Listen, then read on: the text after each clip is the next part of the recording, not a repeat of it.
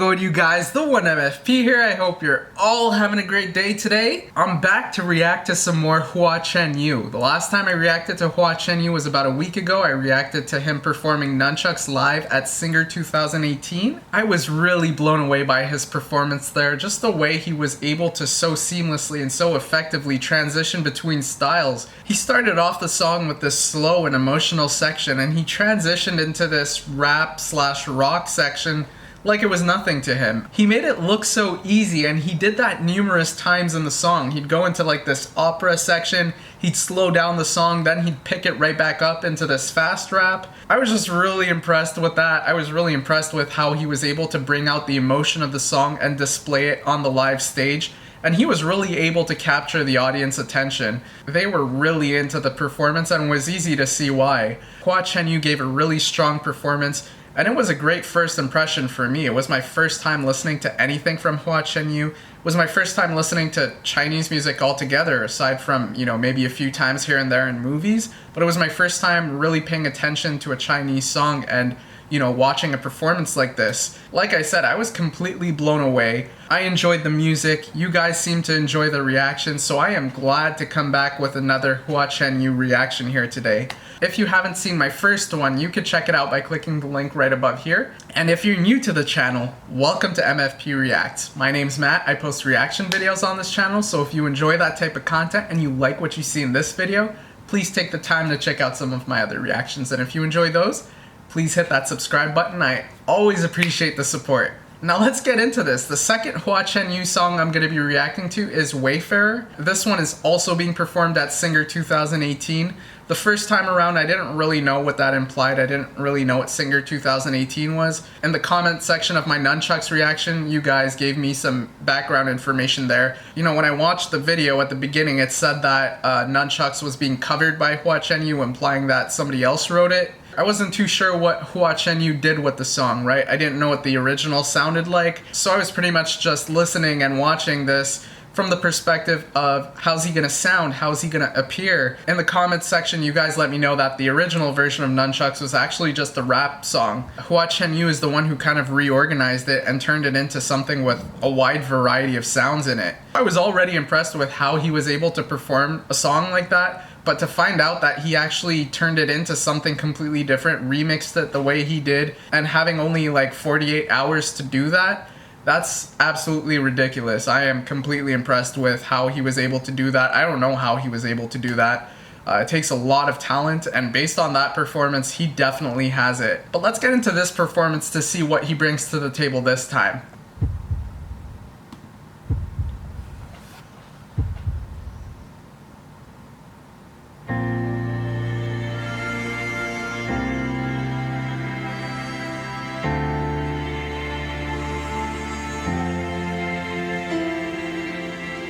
Looks like we're gonna start off slow like we did with Nunchucks.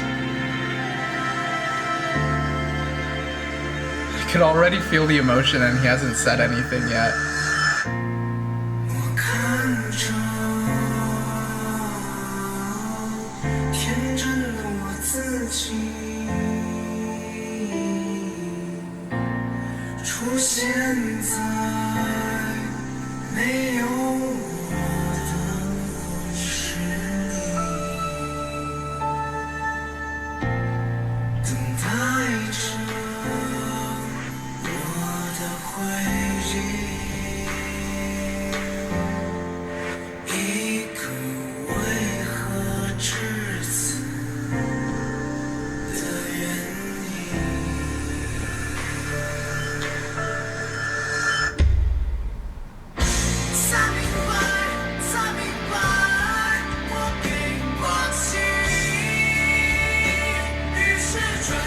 向山。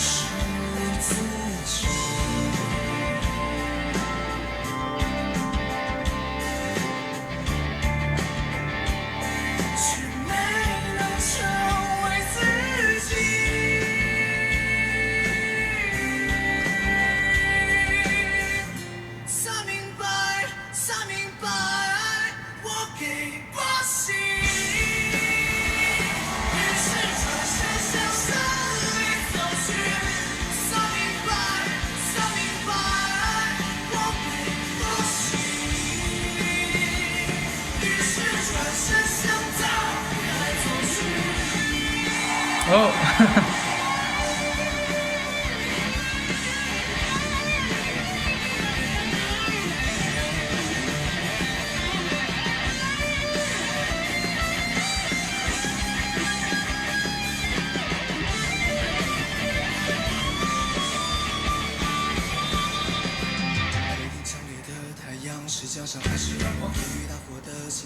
从灰烬旁结出双有狗的海洋，打捞起刺眼依然带着温度的高岗。对是当回忆凝望，不会天真的假象，在永夜编织方向，当黑暗前泛出光。你是藏还是不藏？乘风破浪与飞扬，抵不过风归故乡，所爱隔山海茫茫。为只为一首歌唱，自己的心中雨浪。你不会是个远方，你是无语该迷障。他分离撕掉伪装，转身面对是过往，他一句不认是无声。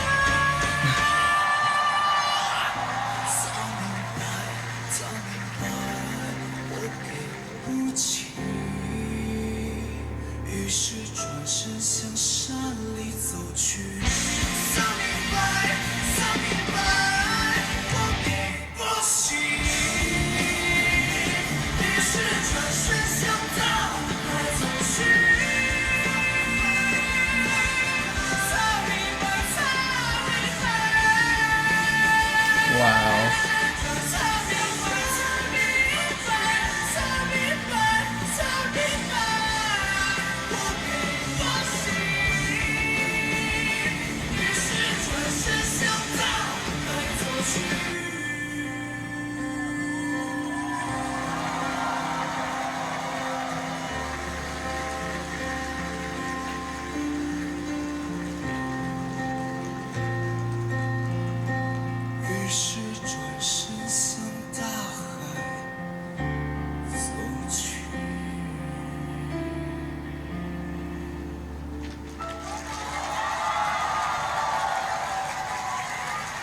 Alright, so there we have it. Wayfarer by Hua Chenyu. Another very solid performance here.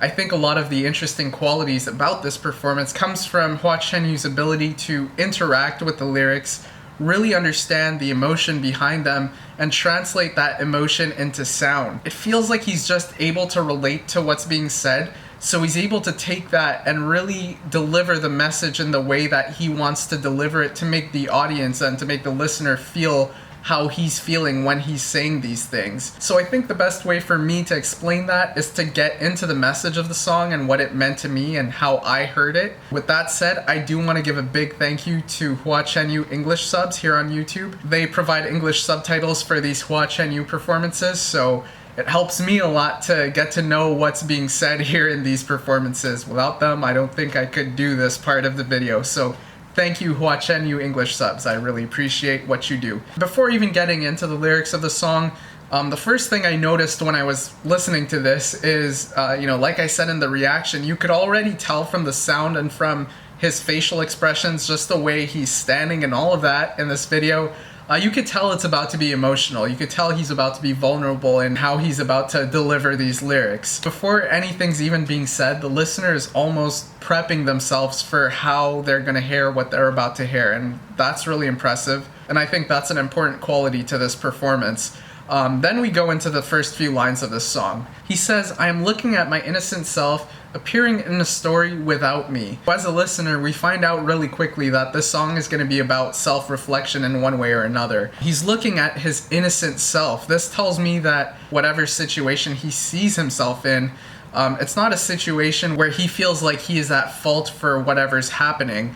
Things are just kind of happening around him, and so he doesn't feel in control of his own life. Then we have him saying, awaiting my answer for why it has come to this. This version of himself that he is looking to him for answers for, how did things end up like this? How did he lose control? And that's when this free-flowing sound that he's singing over comes to an abrupt end, and we're carried into this chorus where he says, he knows I don't have the answers. And this is where it got really interesting to me, because he's basically describing that he's lost and he's turning to himself for answers because he doesn't feel like he has control over his own life. Unfortunately, he doesn't have the answers. Throughout the verse, we have this dreamy sound where, you know, he's having this conversation with himself. Then when we come to this abrupt end, the vocals get a little bit more louder, they get a little bit more emotional, and you could feel a little bit more frustration, and that's when we move to action. He's no longer having this conversation with himself.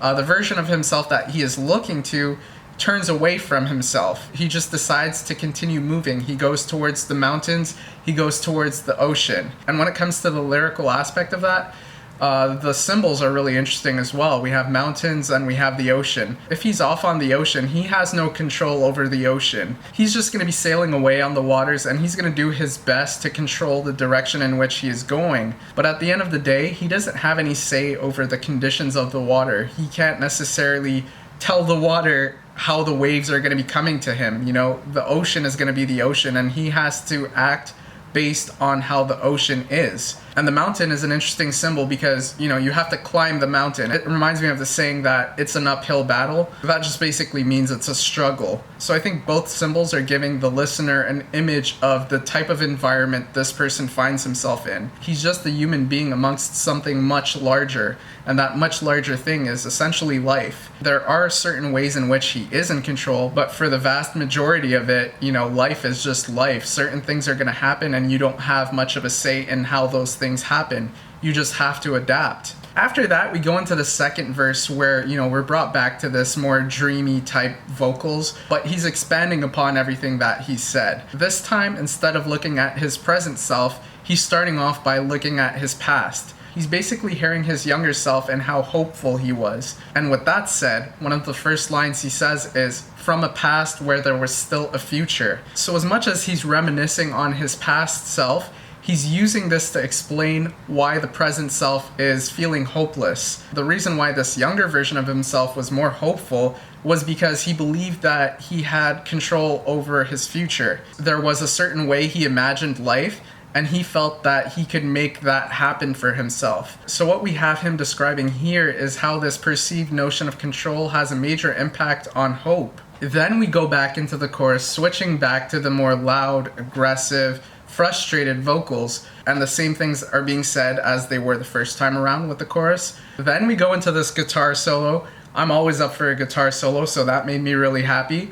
And then we go into a bridge. For the most part in this bridge, he's further elaborating on everything he's already set up. And to me, what he's built here is this feeling of, you know, time is fleeting. There's certain things we want to accomplish, more or less. There's going to be obstacles in our way throughout life that's going to stop us from, you know, getting to where we want it to be exactly. So life doesn't turn out necessarily exactly how you envisioned it. And in his case, it appears that those obstacles led him astray, and he was carried away into being something he didn't want to be. You get the sense that time robbed him of who he wanted to be, and now he finds himself in a place where all he can do is look back and ask himself, how did he get here? He can look forward and ask himself, where does he go from here?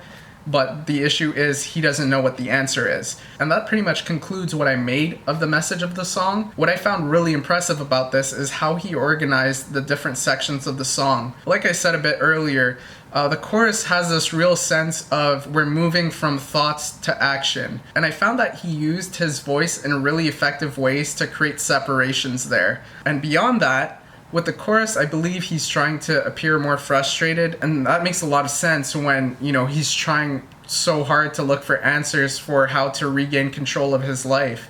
And he just doesn't have those answers, so he's moving to action. So he found a way to use his voice to demonstrate that. I found that to be a huge part of this performance.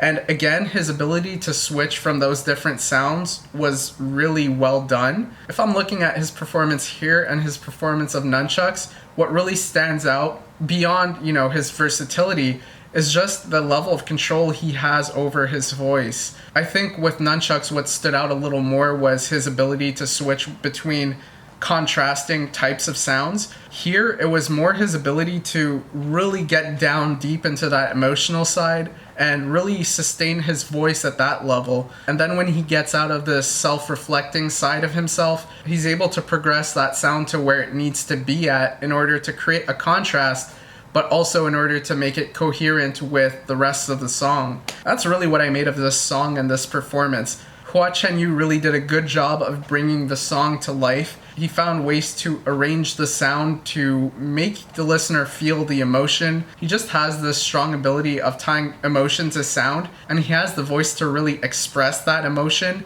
and he has control of his voice to the point where he can get really deep with that emotion. It just makes for a really powerful performance, and he's also really animated on that stage, so he's got the charisma to accompany his voice. And that's what made this performance a really strong one to me. Let me know what you guys thought in the comments down below. You know, I always love hearing your feedback. Please leave a like on the video if you enjoyed it. I always appreciate the support, and I will see you all next time. Have a great day, y'all.